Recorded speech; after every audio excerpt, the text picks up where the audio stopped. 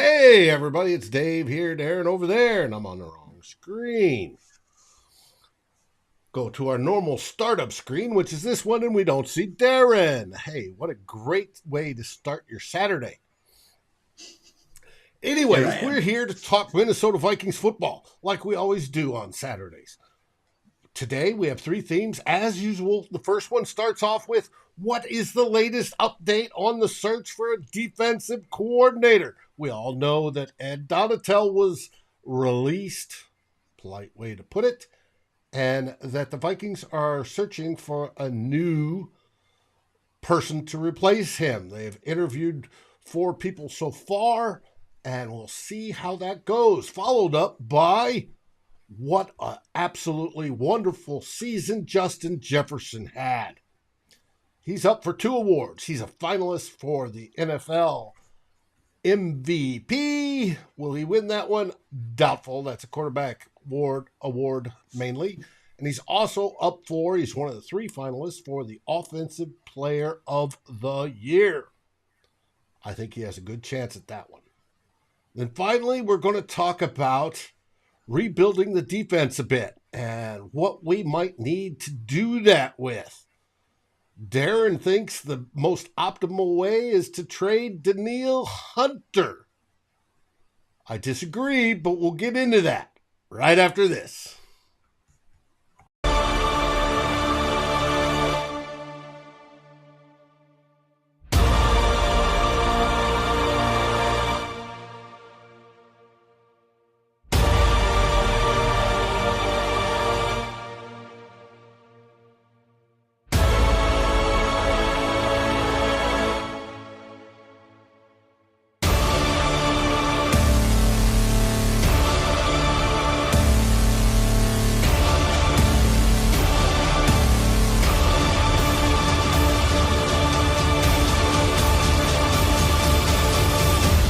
Climb in the Pocket, Daily Norseman, and Lake Monster Brewing presents 2 Old Bloggers. Starting now. Skol, everybody! Dave here, Darren right over there. How are things up in the Great White North, Darren? We had a pretty mild by our standards January, but starting to get very cold again. That's okay. But otherwise, sunny day, talking football. Things could be worse. Yes, they could. But luckily, they are not. So it's fun. It's a dark, dreary, rainy day here in Austin, but we need the rain. So that's a good thing. I will say hello to to everyone that's in the remarks already. Raymond, Mary, Clifford, and Bob Swede. Welcome to the show, folks. Glad you're here. It's time to get it started. We titled the show, I can scroll down and hit the button, Offensive Player of the Year. We'll get into that in the theme too, right? And whether Justin Jefferson has his chance to win MVP, like 2 other people on that image, or just OPY, and what are those chances going to be? Everybody is saying hi in the remarks. That's good. Love building community, and we have a great one here. Now on to theme 1.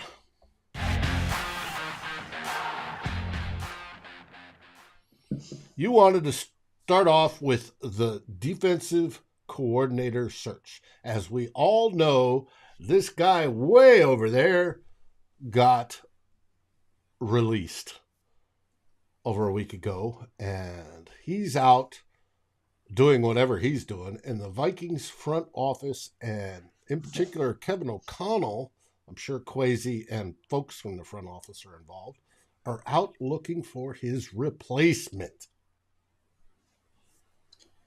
They are, and we know that 4 have interviewed for the job, and one of them we learned has been eliminated from the contention because Ryan Nielsen, you got the X over him there. He was the New Orleans Saints defensive coordinator last year, and he accepted the defensive coordinator job with the Atlanta Falcons. He was going to be the last guy I was going to talk about today, David, because I thought that when these four candidates were announced, when word got out that they had interviewed for the job, and they're the only four that we know of that have done so far. I think a lot of people were like Mike Pettine, Sean Desai. Okay, he interviewed for the job last year. Brian Flores, I think a lot of people, he's the biggest name and maybe the one that most people were excited about. Ryan Nielsen was a guy that I think everybody was kind of like, who's he? And as I looked into him a bit more, I was actually quite interested and I'm a bit disappointed that he took the Falcons job because when you look at what he did in New Orleans, yes, he was only a defensive coordinator for 1 year last year, and that was co-defensive coordinator. Dennis Allen, the coach, was the other Mm-hmm. co-defensive coordinator. So there'll always be a bit of debate about how much of an impact Nielsen had on that defense. But that defense was, I believe, they were top 10 both in points given up and yards given up. I think ninth in points and sixth in yards given up. So a really good defense. And the New Orleans Saints had struggles on offense, as we know, which would have put the defense in a bit of a bind at times. Mm-hmm. So I know they've got some pretty good players over there. Dennis Allen would have a big input in that defense and what was called and how they ran things. But that defense was a good defense, and he was co-defensive coordinator of that. He was the defensive line coach since 2017 in there, and he's been able to develop some pretty good players. Cameron Jordan's very good player, great player anyway, but he's had his best sack years with Nielsen as his coach. Nielsen developed Trey Hendrickson into a very good defensive lineman, and it allowed Hendrickson to get a nice contract with the Bengals, and now he's doing really well with the Bengals. Marcus Davenport's really developed well under Nielsen. They've had some other guys on the line, Amanyata, Shai Tuttle, who ended up signing with Buffalo this year. So I think he's developed a lot of good players. He's developed a good defensive line.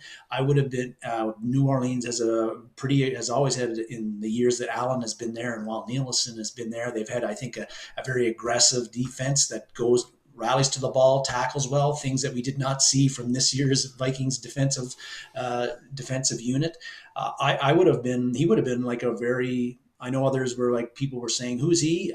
As I looked into him more, I was pretty interested in him. So a bit disappointed he's out of the running, but so be it. Of the other guys, I want to talk about Pettine a little bit, and Dave, you can chime in here as well, and as you always do, about your thoughts. But Mike Pettine, we know he's a guy on the Viking staff last year, assistant head coach, but he's got a defensive background, obviously being a defensive coordinator at many stops, so he'd be the defensive guy. I guess the pros for him, when you look at his career, is that everywhere he's gone, he's been able to generate pressure for his defenses. If you look at his last 3 years as defensive coordinator with that team from Wisconsin, they had over 40 sacks every year. And Zadarius Smith had his best years as a pro under Pettine. He was able to develop Preston Smith into a very good edge rusher after Smith hadn't done a lot in Washington in his previous few years in the league. So he seems to be able to generate pressure, and that was one of the things the Vikings didn't do very well this year. But and his defense is particularly in Green Bay, they were pretty good. Their stats are good, but to me, he's kind of like yesterday's man. I think his best defenses were really 2009, 2012 with the New York Jets when Rex Ryan was there. And when he was with Green Bay, the last 2 years of his defensive coordinator string, even though they had pretty good numbers overall as far as points given up and yards given up, in the playoffs when they got eliminated, the defense gave up over 30 points in both of those NFC Championship games, and really. The defense and Pettine got blamed for the Packers not getting to the Super Bowl. And nobody in Green Bay, I think, was amongst fans, if you read at the time, nobody was disappointed to see him go. And last year, he was with the Viking staff. He would have had some input in that defensive game plan, how things were coached, advice, what to do. And we saw those results. Now, maybe Donatell didn't listen to him, but to me, Pettine is a guy who would not excite me. I don't think he would really bring the improvements that we need to see from the defense. Not a young, new mind with maybe new ideas. So I'm not really all that jazzed about him. Well, Um, it was in Green Bay, they got tired of him because he lacked making those adjustments, especially in second games when they played teams and also in second halves. And that is the same thing that Donatel did this last year. And so we don't know how closely he and Donatel worked, how it yes. worked during game day, but it from our point of view, it reeks of a lot of that same stank. And Yeah. with that, he's at the bottom of my list. Mm-hmm. And mine as well. And I think from what I've read, just about every other Vikings fan, beat writer who's got an opinion on it. That's Pettine. Next guy I'll talk about a bit is Brian Flores. The surprisingly, he's never been a defensive coordinator in the NFL, even though he's been in the league since 2004, which is a long time considering he just turned 41. So he's been in the league a long time. He's had various roles on with defensive staffs. A lot of it with the New England Patriots, of course, and so during his, he's mostly known for being the head coach of the Dolphins for 3 years, and the defenses there were they were terrible his first year in 2019. They were very good in 2020, and they were kind of average when you look at the numbers in 2021. So his defenses were a bit of a mixed bag while he was head coach at Miami. Uh, so not a lot to take out of there. You can't look at his record there and say, well, every year the defense was out of sight, and so you feel good about him coming in. He also has got that the lawsuit that he has against the Giants running now against the Broncos and the Dolphins, and that is something that people feel is they don't know how to feel about Flores putting that lawsuit. Is that going to be a distraction? Is he going to be is he a cantankerous guy who causes problems with the teams he's involved with? If you're the Vikings, if you're Kevin O'Connell, you don't want any of that. But he's like a straight talking, no nonsense guy as a coach. He's going to tell you what he thinks. Sometimes and sometimes players like that, sometimes people don't. But in Miami, a lot of people that when they looked at the team and looked at the talent while he was there, they felt that the team always played hard. They respected the job that Flores did. They thought they were well-disciplined teams. And they felt that Flores, from everything that I've seen and read, that he was a very strong leader. So those are all good things. We also know he probably isn't going to run a lot of the two deep shell stuff. He's going to be more cover zero, cover one. He's going to be aggressive. Viking fans will like that. So he's a guy that interests me. I know he interests you a lot, Dave. I don't know if his kind of personality, if his coaching style, that gruff, no nonsense type thing, if that really fits with what Kevin O'Connell's more easy, less aggressive, a little bit reluctant to call players out and criticize them, whether Flores would jibe. But they've interviewed him, and we'll see about that. We also know that Flores is interviewed for the Arizona Cardinals head coaching job, and so he's got other options other than the Vikings, and those other options he may consider better than the Vikings. But he's a guy that right now, of the three that are left, he's the one that I'm interested the most in. I would like to see be the defensive coordinator for the Vikings if it can happen. I agree with you there. I think the way he runs, his start under Belichick, he was never named DC under Belichick because Belichick doesn't do that. There's the overlap with Kevin O'Connell there. They know each other from New England. Then he moved on. He did improve the Dolphins' defense when he had the talent to do such. The Dolphins are their own head case sometimes, and they lost a lot of that in that third season. There is the lawsuit I worry about. Will it pop up its head at the most inopportune moment? Oh, you bet it will, especially if the NFL's trying to get back at him. Not that they would ever do that. Yeah. There's, we don't know, but like you said, he did interview for the DC job at the Cardinals as well as the head coach job at the Cardinals, and it depends on what the Cardinals are going to do. Do they feel the need that they've got to take him as head coach to tamp down? This could be a political thing from the NFL. Give him another head coaching gig so the lawsuits sort of go away, or does he deserve it? Probably so. And or do they, say no? He's never ever going to be a head coach again. He can apply for DC, and then he then takes, say, the Minnesota job, which I think he would be a good fit for. As far as personality, yes, he may be a little bit more gruff, but Ed Donatel, in a lot of ways, was more gruff, and more stubborn. I don't know about gruff, but stubborn, and it's that may be a good offset, good cop, bad cop Yes. type of situation. I do like that he was a head coach. That helps. Bringing in the other, old head coaches to help the young head coach. All that that's an extra bonus if they bring him in. I think it would be good. And he did play an aggressive style defense in Miami, and that's what we're looking for, is aggressive. Doesn't necessarily have to be a 3-4, doesn't necessarily have to be a 4-3, and not that those matter a whole lot anymore because generally they're around 20 to 25% out of base. But Yep.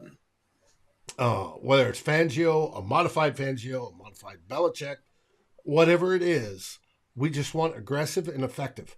If we can get aggressive and effective, where guys are tackling, where they're getting pressure on a quarterback, and the defensive backfield's doing okay and holding its own, we will be much better off. I think Flores can deliver that, but we get into the next guy, Desai. He may be able to as well. I'm not going to give it to Pettine, sorry. But my first choice is because of those extra intangibles of being the head coach, of seeing what he did when he first got to Miami, knowing that he coached under Belichick, who's a wizard when it comes to maximizing how his players played to their skills versus smashing a square peg into a round hole and being scheme independent, or scheme dependent.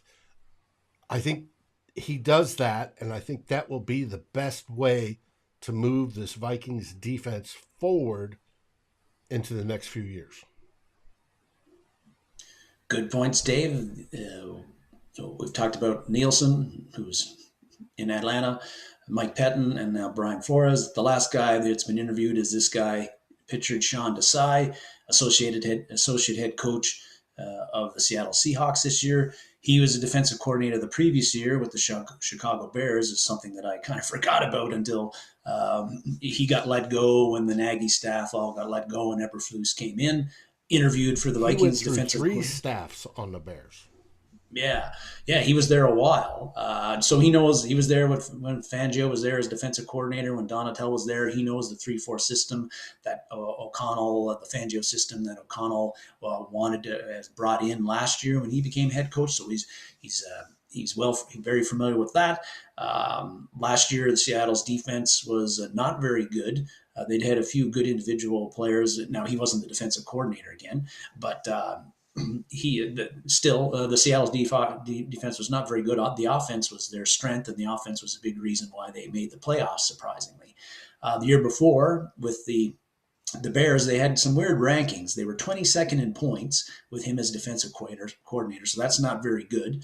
But they were sixth in yards that they gave up, which is really weird. Like, how could you be so low in yards given up and give up so many points? But the Bears' offense, and this is part of my theory of why that happened, the Bears' offense was terrible in 2021. They had Dalton as a quarterback. Then they went to Fields as a rookie. He really struggled, even more so than he struggled at times this year. They weren't, and so their defense was put in a lot of bad positions because of the offense. and I think that really impacted the points total. That's some of the, if you're looking at defensive coordinator and how Desai's defense did with him as defensive coordinator, the Chicago Bears in 2021 is the only year you really have, and I think that. But he's another guy. He's highly educated, whether that makes any difference or not. He's got like a master's degree. He's considered an excellent communicator. Communicates really well with his players. He's respected in that area. What I don't think maybe fans will like about him is that he's not. He might not. From what happened in Chicago. I was reading an article where, now this was only in November, so it wasn't the full year, but at that time, his defenses had only blitzed 16.2% of the time. So if you're looking for a coordinator and you're saying, we got to blitz more, Sean Desai does not appear to be the guy who likes to send blitzers. However, with Chicago as a defensive coordinator, he ran a lot of inventive stunts that I read that were very effective and helped. And as we know, Robert Quinn had a huge year in 2021, sacking almost 20 sacks that year. And Desai's stunts were really credited for helping Quinn and Khalil Mack at the time really maximizing their talents. And again, maximizing players' talents is something we did not see very much under Ed Donatel, and that's one of your problems. So that's good. One thing that I also you might see from Desai, if he's coordinator, is that he likes to use a lot of 3 safety looks. Hey, what did we hear about this year that was going to happen? We were going to see 3 safety looks, and we didn't really see it a lot. But so that kind of makes sense too.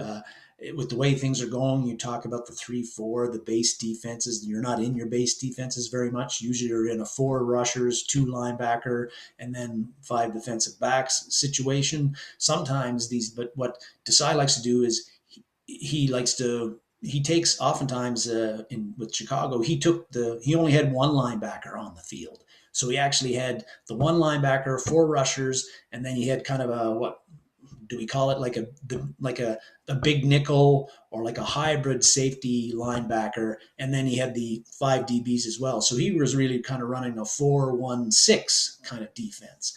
And with the amount of wide receivers 4 wide receiver sets that teams run, tight ends getting swifter and a little more wide receivers themselves, I think that kind of defense is needed in the NFL a lot of times, and Desai knows how to run those. So he's an interesting candidate for me, but not my top choice. He'd be number 2 right now behind Flores, with Pettine being number 3, and let's hope he's not our next defensive coordinator. I think that of all of these guys, Kevin O'Connell's asked a bunch of questions of these guys in their interviews, but I think the thing that really I'd like to see, I'm sure O'Connell's asked, and what would be a big decider for me in all of this would be when O'Connell goes to these guys and say, okay, here are the defensive players I anticipate are going to be back next year, or who I'd like to be back. Sean, Mike, Brian, tell me what your plan is for each of these players to put them in positions to make plays that are going to make our defense better than it was in 2022. And how their plan and what they say to that question would weigh quite heavily in my decision of who I was going to hire. Like, can they bring more out of the players we're going to have in 2023 than the previous staff, the previous defensive coordinator did? And how are you going to make Brian Asamoah a key player for us? How are you going to make Harrison Phillips? Lewis Cine. How are you going to make Harrison Phillips better than he was in 2022? How are you going to develop the rookie corners? Yes, the young corners. Mm-hmm. So it's great questions. Purple Haze brought up what about the Carolina coach? Somebody brought up Jack Del Rio at one point in time. We're working off the 4 that we know of. Yes, there are other possibilities out there, but the Vikings have not made it known that they've searched for those others. There's plenty of them that might make a good DC, but they haven't acted upon it. Now, do they still have some time? Yes. I wish they would speed it up a little bit. They may be waiting for somebody who's on the staff of these Final Four teams. I don't know. But there's a point where you want to get him in the house so that you can, as the Vikings prepare for the draft, for free agency and the draft, there's going to be input by the new defensive coordinator as to what type of players he's looking for to enact his vision within Kevin's vision of to make the team better. And the sooner we know that, the sooner that can be identified, and the guys in the front office, either on the pro side or on the college side, can start identifying those people and start placing them on their lists as to where they are and what's the possibility of getting them or drafting them. And that is very, very important. So I hope it happens sooner or later. I hope we find out this week. Yes, and for those that maybe are wondering, the canned Carolina head coach or interim head coach is Steve Wilkes. And yes, Will Raggets from Sports Illustrated in particular kind of said that he would be somebody potentially who would be on the Vikings radar. But we've heard nothing so far on social media or that he's been considered. Maybe it happens. Denard Wilson, who I believe is on the Bengals staff, he's another guy that had been mentioned as a possibility, but no word that he'd been considered or been approached for an interview at this point. But could be other possibilities. Could be from the guys on the Final Four, like you mentioned. But I'm with you, Dave, in that let's get somebody in. Like you don't want to. Yeah, you want the best guy, but at some point you got to make a decision, and you got to get a guy in, like you said, who identifies the players that he wants to keep, the guys he'd like to bring in next year, the guys he'd like to draft that would fit the defensive philosophy that he's going to run. So the sooner the better, in my opinion. 100% agree, buddy. 100% agree. That brings us to the end of this segment, and that means we're talking about Lewis and his fantastic wood art. Remember, use the promo code CTPocket and get 20% off that piece. He wanted us to remind you all that not only does he do custom pieces, he does them in custom sizes. So whatever you would like, it could be, he just posted, I think today, a whole bunch of engagement and marriage ones where he takes engagement photos and marriage photos and he converts it into wood art. That's a custom piece. But not only can you do that custom piece, like the Thielen one he's got here, you could have it big, right? So if you want it big, he can do that as well. And he does great stuff, and I just wanted to let you all know you can get it anything you want in any size. Now that brings us to theme 2.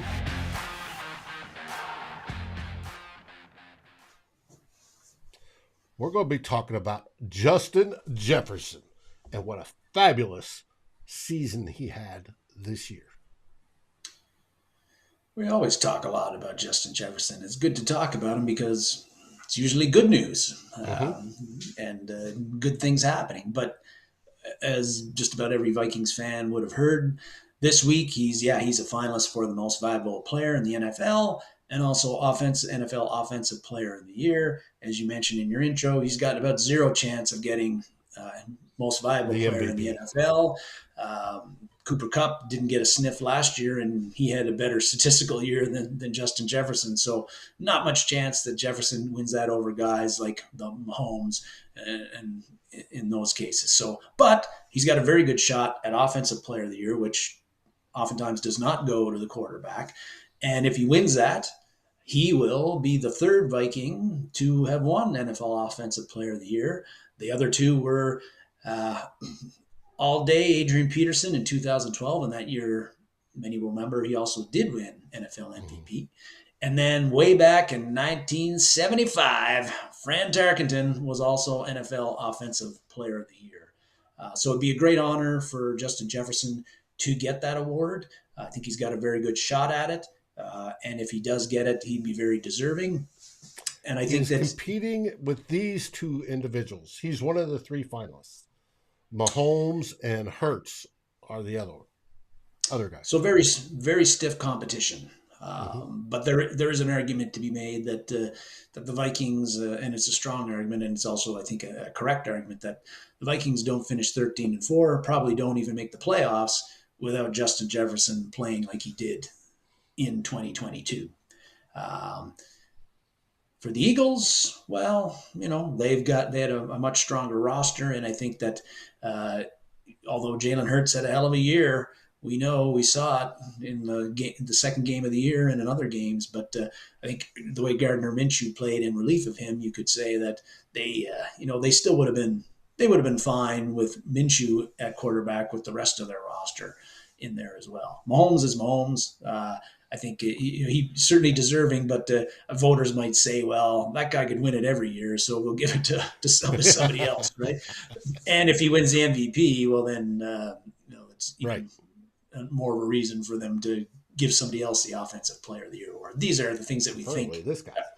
Yes, preferably that guy. But I think that it's just a good opportunity. I wanted to look at it and say, and just kind of, I think let's marvel at the year that Justin Jefferson had, even if he doesn't win either of these awards. 128 catches, over 1,809 yards, best wide receiver season in NFL history, Vikings history, one of the best seasons in NFL history. 10 games where he had 100 yards or more receiving. So just a phenomenal year. Kirk Cousins, his quarterback, had talked about how, eventually, like how Justin Jefferson has gotten better the 3 years that he's played with him, and he has. But that at some point, there's got to be a ceiling for Jefferson. Well, that's probably true, but let's hope that even this year wasn't the ceiling. And even if it is, Dave, I will sign me up for that ceiling Yeah, of 100. 1,800 plus yards. Yeah, Oh yes, per season. Now he went what 1,200 is no 1,400 his first year, 1,600 the next, and 1,800 this year.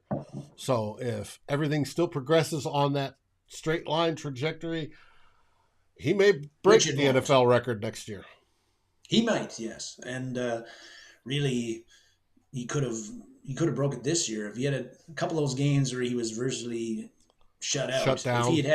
If he had like 80 or 90 yards receiving, which isn't really a lot for him, he would have been right up there breaking Calvin Johnson's record. Didn't happen, but anyway, still an awesome year. And when you look at Jefferson, the complete receiver, right?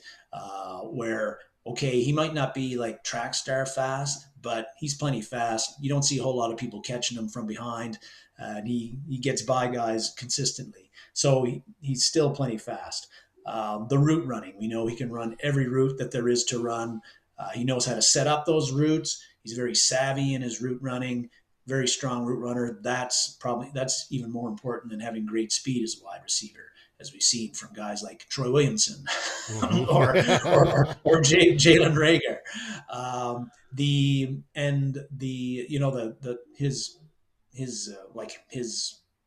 He's got great hands, can make the strong catches. Even though he doesn't look like a very big guy, he's great after he breaks tackles. He's very great with getting extra yards after the catch, running after the catch, and for all intents and purposes, a great teammate as well. A guy who's not like even though he's one of the top receivers in the NFL, maybe the top, he doesn't seem to have acquired that diva gene yet that most wide receivers have. Yet, that's right, yet.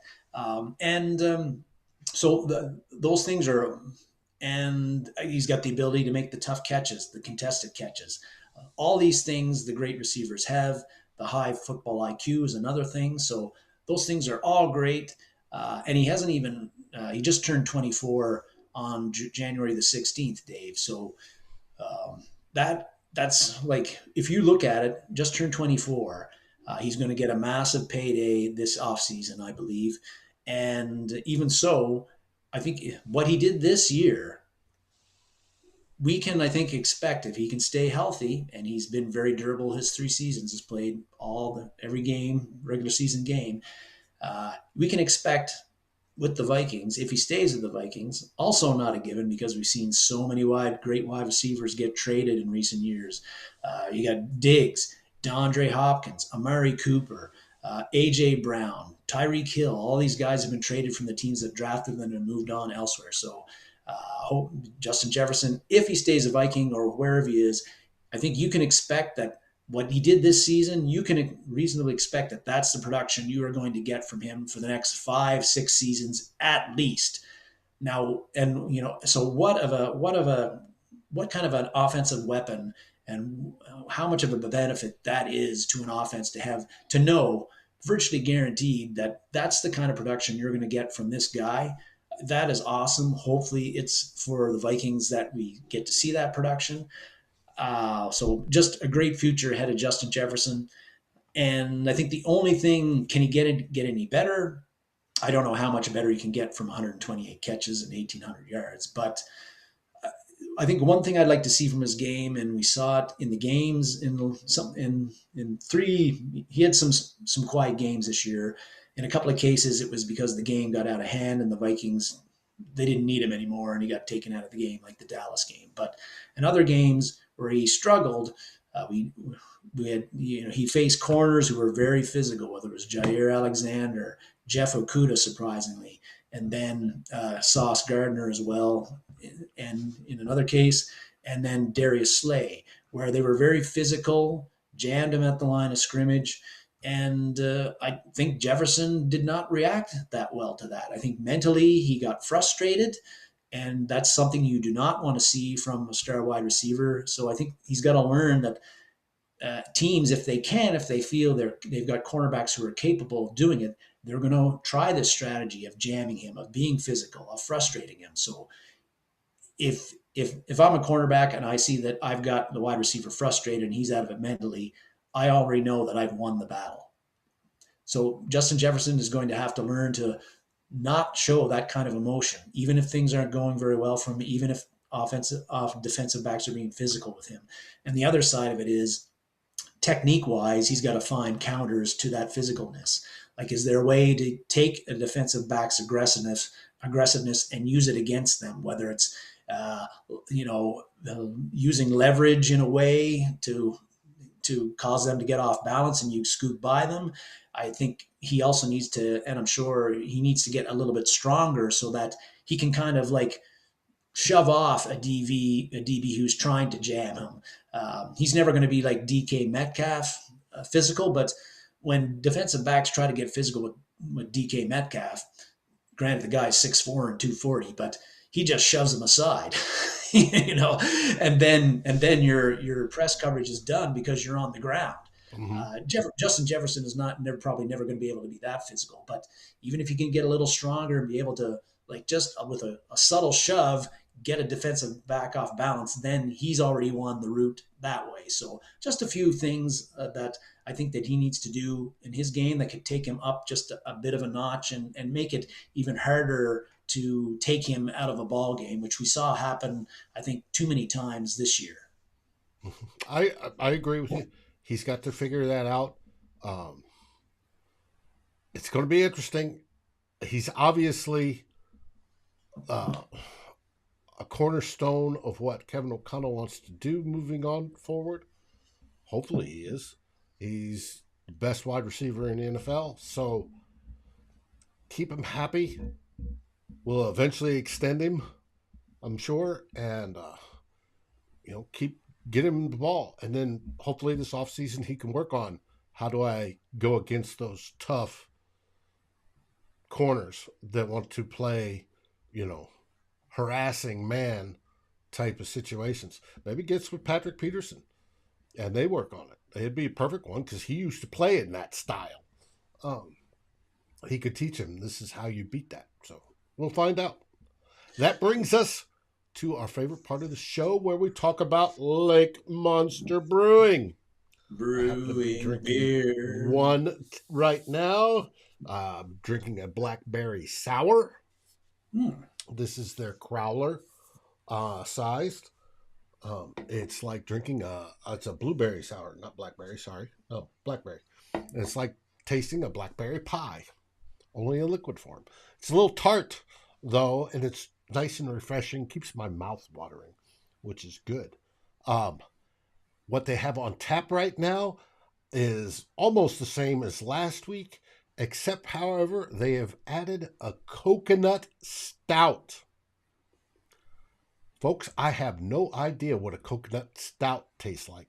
It sounds to me, if you love stouts and you're in Minnesota and it's cold and you're dreaming of going to the islands on a vacation, this is an easier and cheaper way. Just go over to St. Paul, Minnesota to Lake Monsters, the brewery, the actual physical building, and try a coconut stout.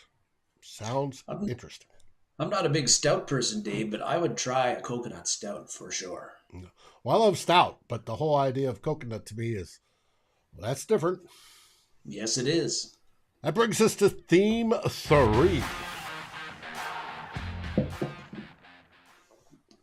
You wanted to talk about the defense and how to make it better. Well, one possibility, David. I think I'm going to get hammered on this one, but we'll see. Yes, we talked about it last week too. We'll probably talk about it many other times over the course of the off season. But Viking fans who watch the team this year, even if they didn't and just follow around, they know the defense has to get better. It was terrible in 2022. There's no other way of saying it. And somehow worse even than the 2 years previous, which we didn't think were below standard that we expect as fans. Yes. And well below the championship standard that Kwesi Adofo-Mensah and Kevin O'Connell they've been using that buzz phrase here the past couple of weeks. So we know it has to get better.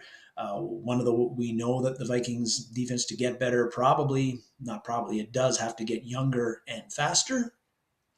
But the Vikings have some challenges, I think, in making that happen. In that, there's the salary cap, and right now this will change. But right now, it's not a great thing. But right now, they're projected to be around, I think, $24 million over the cap if they kept everybody that they've got on the books right now.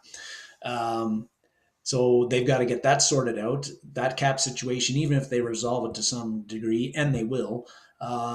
That's going to limit what they can do in free agency, which is one way to get potentially younger and better and faster on defense. The other thing that's limiting them is that right now we only have 4 for sure draft picks in April's draft, but we expect that there will be a 5th. Well, there'll be a 5th, the compensatory pick. We were hoping for 6. They said almost 100% guarantee we have a 5th. That'll be in the 5th. Yeah, we don't know exactly, and it'll be late in the 5th. It'll be one of those extra ones. At the back end of it. But that is well below what we got used to with the Vikings under Rick Spielman, where we had 10, 11, 12, 20 draft picks, right? But owning the 7th round, I know was his goal, but it doesn't build a championship team. It does not. But the draft is you need as many bullets as you can muster most of the time.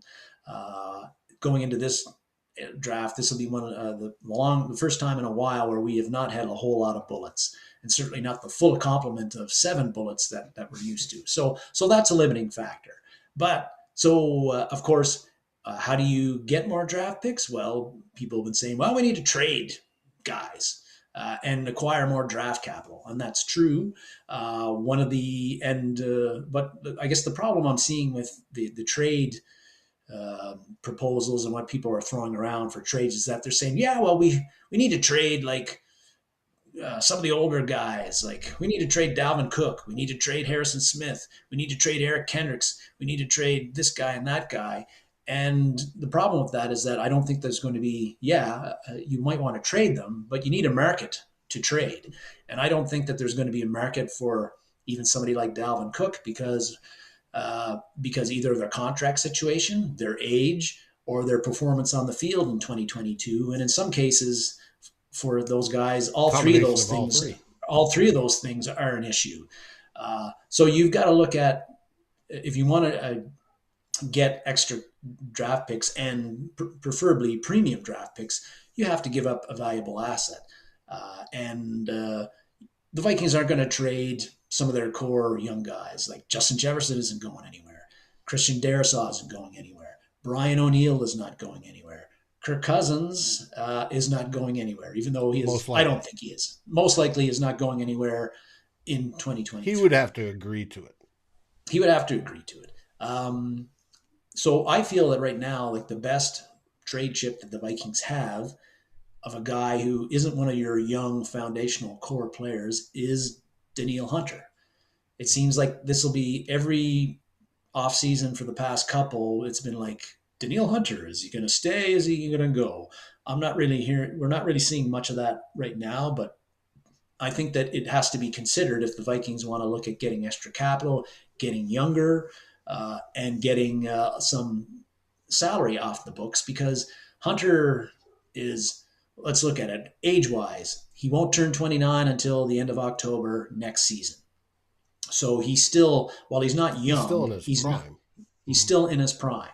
Um, Salary cap wise, he would count next year just over 13 million against the cap, I believe. But after this season, where he had 11 and a half sacks, if you include the playoff game, and well over 70 pressures, this is the last year of his contract. He's got 2 void years after 2023. I think he's going to be looking to get a pay raise and an extension after the year that he had. And so that's going to be costly for whoever does that to some degree. And maybe the Vikings don't want to go that way if they're trying to get younger on defense and get some more cheaper contracts. So this contract is an issue, but and the other thing is that production wise, after 2 years where he had a lot of injury issues, of course, didn't play in 2020, played only 6 games in 2021. Last year, he played all 17 games. He was hardly ever on the injury report. And he got, again, 11 and a half sacks, 70 pressures. He's, And kept again, getting not better as the season went on. better as the season went Supposedly on. making that transition from a 4-3 to a 3-4, and then how they used him at the end got to more hand in the dirt stuff. He's obviously valuable. He's an elite edge rusher in this league. What do you The think if they traded him, you could get for him? Well, I think that you can. Well, I think you can definitely get a first rounder for him. I think you can maybe get a late round pick, fifth, sixth, to go along with that as well.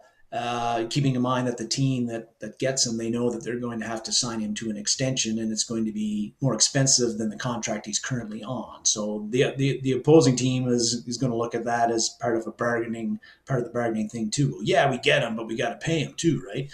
So I think that potentially limits his that's going to be in the equation. But Well, where on your side, where that comes in, we're going to start to get into some of his numbers.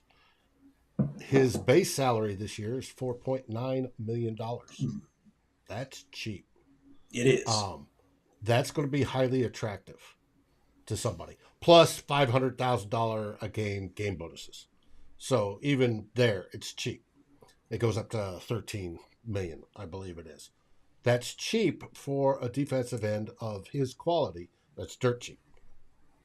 They're going to want to take that and then negotiate. That would just be for 1 year. If he played all 17 games and with his base, he's going to cost the team 13.1 million. Whoever gains him. So 13 plus 1 million plus first round draft choice plus whatever other draft choices are going to be your costs to acquire him if you're the acquiring team. What does it cost the Vikings if they let him go? Do you know those Well, numbers? I do not know these numbers, Dave. Because he has 2 more years on his contract that were voided, right? 24 and 25 were on his contract, they were voided. And all that bonus was moved up. The Vikings, if they let him go, would still owe, it's a little over $7 million this year and $11.24 million the following year. But before the show, I wanted to get with one of my cap experts. I believe that 11.24 million, Mhm. because if they trade him, I think that gets accelerated into 2023. Add that to that 7 million, and you're looking at over $18 million he'll cost the Vikings in 2023 on their books, plus whatever draft choices you get to replace him. So if you get a first rounder, that'll cost a million plus. A sixth rounder on top of that, just under a million, blah, blah, blah, blah, blah. So it's going to probably cost you about $20 million just to trade him. If my knowledge of the cap is correct, because I believe that 11.24 gets accelerated. I don't believe it hangs out there. I believe that gets accelerated. So if that gets accelerated, that's where you're at. It's going to cost you around 18 million just to get rid of him, and you're only saving 4.9 that you're not paying him. So there's a significant difference there. Are you going to make that up with who you get, and especially over the long term? If you start counting, well, I get this draft choice and this draft choice, are they going to overcome his skill level? And that's where I think the answer is no, they're not. I think going into this season, there's going to be contract renegotiations with his camp, because he's not going to play for the 4.9 million base. No. Yes, his agent screwed him over during that time period, the initial one. He's since got a new one. He's not going to play for that. The Vikings are going to have to do an extension, and then with the extension, they can keep that cap hit low this year, low next year, and push the money down the road. But I don't think you are going to get that. Now, Clifford just suggested we could do the extension and then trade him. That's possible. Bob Swede, trade him for Lance. Don't know if the Niners would be up for that, but that is a possibility as well, since the Trey Lance rumors started this week as well. Don't know. It's going to be an interesting decision. But I do believe out of all those guys, most people that talk about trading, Dalvin Cook and Danielle Hunter are the only ones under 30. Unless you touch the tackles, they'd be foolish to do that. Especially Darren. Everybody else is over 30, whether it be Hicks, whether it be Kendricks, whether it be Hitman, whether it be who else could they trade? Even Kirk Cousins, for that matter. You're all looking at over 30 guys, and most of them don't have value. Yep. It's you're not going to get a whole lot, if anything, back. People say, "Oh, Dalvin Cook's worth at least a second," and I'm like, "Is he at his cost? Really? You can get The answer to that one is no. No, not in this league." As I do my prep, one of the things I look at is salary ranges for the top 5 and top 10 in each position, and every position has gone up every year. That's normal. Boop, boop, boop, boop. Who makes the most, and where everything fits in. Somebody always blows out that top end. Except for running backs this year. They dropped by well over $5 million on that top end. And they are continuing to drop. And it's because teams don't value them that much. Yeah. It's too easy to find multi-headed monsters that you can go with that are cheap and expensive. It's how football's evolving. It's not like it was 10 years ago. It's not like it was with Adrian Peterson, where you needed a bell cow back taking 400 snaps a season. So it's I don't know. For me, Danielle Hunter's a hard one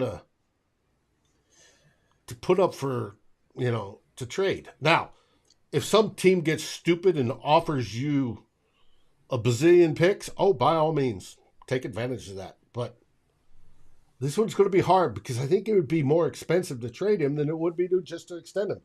But Clifford's right. Do the extension beforehand, and then he becomes a better trade target. But if they're going to do that, they got to get started right now. That's it, because that's going to take time. But very excellent point about the financial side of things, Dave. I think one thing I didn't get to mention was, and we we got time. But like, even though we always talk about how, athletic prime, you don't want to keep players at 30 or so if they're getting to 30. But there are examples this year and last year where I think this helps Hunter's market in that, again, only turning 29 at the end of October of next year. Mm-hmm. This year, Matthew Judon was 30 years old. He got 16 sacks. Cam Hayward, different position. He's a nose tackle. He's 33. He got 11 and a half sacks. J.J. Watt, different position again. He's a defensive lineman. 33. He got 12 and a half sacks. Brandon Graham, he's 33. He does play that position that Danielle Hunter's playing right now. He's 33. He got 11 sacks with the Eagles. So there you can get, unlike running back where they drop off a cliff once they hit 27, 28, like a guy like Danielle Hunter, who, by the way, has had very little mileage on his tires in 2021 and 2020, even though he's injured. Like there is precedent for guys who are over 30 being extremely productive as edge rushers in the NFL. So if you're a team Von that has Miller, take Von Miller. Von Miller. Future Von Miller had Famer. He had 8 sacks this year at age 32 when he only played half a season. So teams they can look at Danielle Hunter if they're interested and say, I think they can look at him and say, yeah, sure, he'd be 29 in 2023, but I think he's a 10 plus sack guy. He could be like that till he's for 3 years, easy. 3 or 4 years with us. So it makes sense for us to make that trade. We're not going to get a player who's going to have one good year and then he's going to be terrible. So I think that helps his trade value.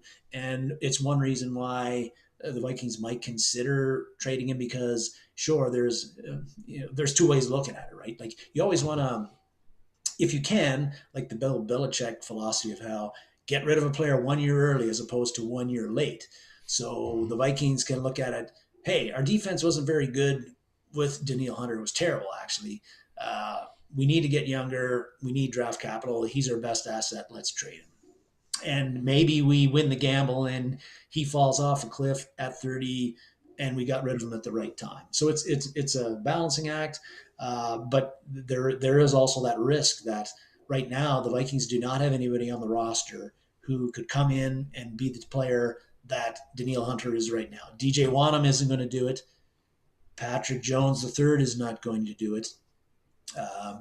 Maybe they get more playing time and they are more productive, but I don't see them being a Danielle Hunter. But at some point, you're going to reach the decision of you got to get rid of an aging Danielle Hunter anyway. And now his trade value, I think, is only going to go down as we get into 2023 and 2024. So now with your defense needing to get younger, you need more cap space, although as you went over the financials, we might not really save all that much. Mm-hmm. I think Kwesi Adofo-Mensah, this is something he has to consider. I've got this asset. How much can I get for him? And then say if he gets a number 1 or maybe something even higher after that, that gives him the extra draft capital in April. Say you got 2 number 1s. Now you've got lots of flexibility, and you can maybe use one of those to get a second round pick that you don't have right now, or maybe even 2 of those, or who knows how it all goes. It can allow you to accumulate more picks in the mid to later rounds if you want that.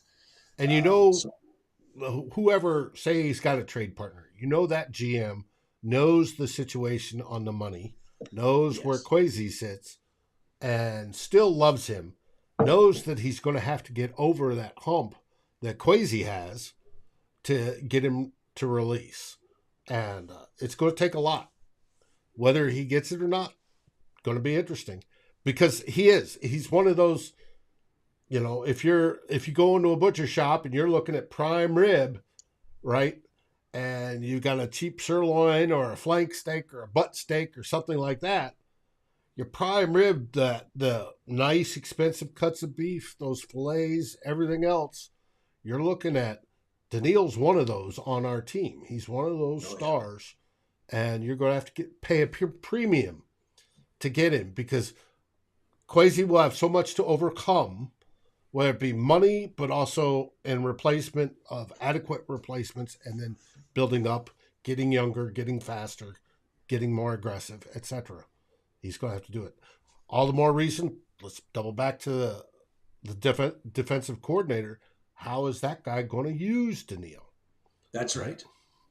If he can convince Kwesi and Kevin O'Connell that he's got a better plan to use Daniil Hunter in a way where he's more effective than he was last year, although it's not to say he wasn't effective. Right. I think he was certainly very effective. Very quiet in the first half of the season, Dave. Came on in the second half, and whether it was because he got more comfortable playing in the new role as an edge outside linebacker as opposed to being a defensive lineman with his hand in the ground his whole career, we don't know. But still, even as he got more effective during the season, in the second half of the season, I think there was still lots of times, even in that Giants playoff game, where like, where's Daniil Hunter? Like, where's the pressure coming from? It wasn't coming from anybody, not just Daniil Hunter. The whole front seven had a part in that. But yeah, like it's a question that needs to be asked. I think it is being asked because both Kwesi Adolfo-Mensah and Kevin O'Connell talked about how we got to consider everything in the offseason. We look at everything, and you do. Other than Justin Jefferson and Christian Darrisaw, probably you cannot say that nobody is on the table to be moved around or exchanged. If you get the right offer.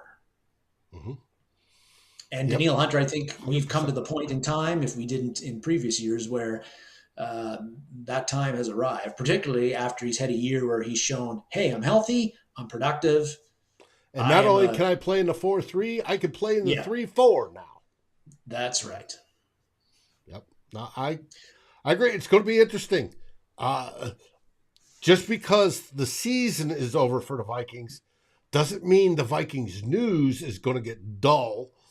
And it sure hasn't yet. And we're going to keep that way all the way through the draft and everything in between, from, the new DC hiring, free agency on, just over the horizon.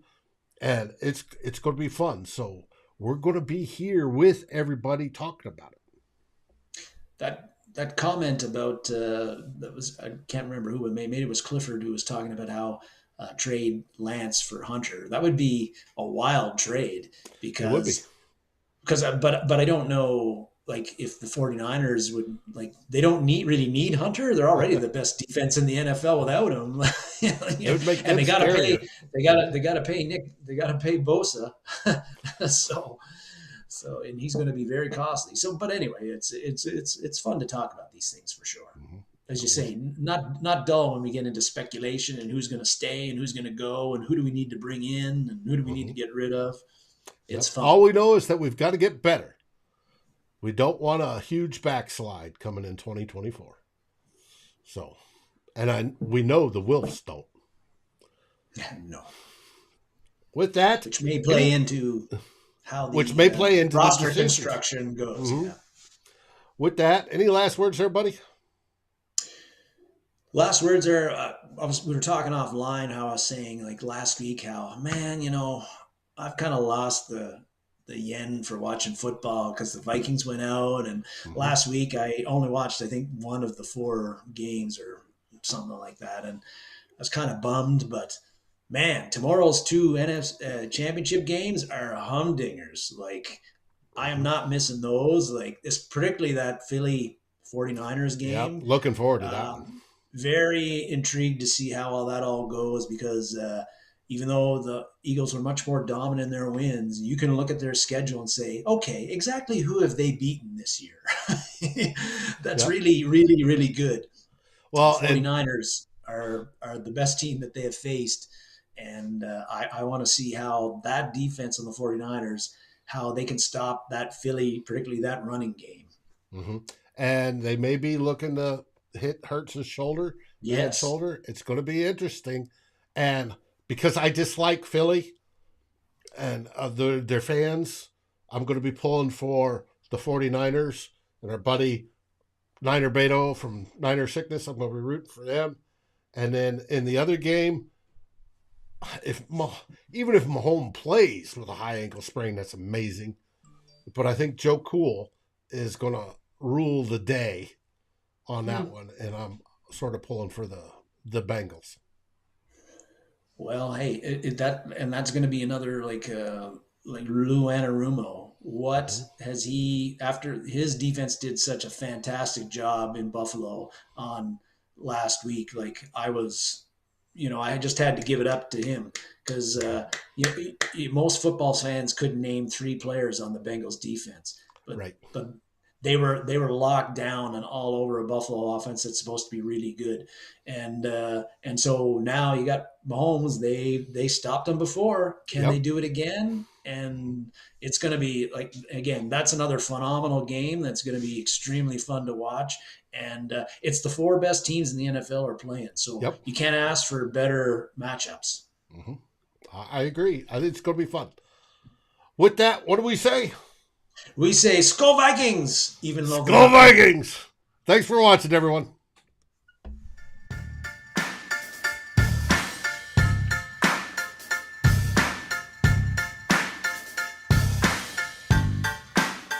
Thanks for watching. Like, subscribe, and ring the bell, and rate us on your favorite aggregator. And a special shout out goes to our partners, the Daily Norseman, where the best Vikings content can be found, and to Lake Monster Brewing, home of the best beer in Minnesota. Skol, everybody.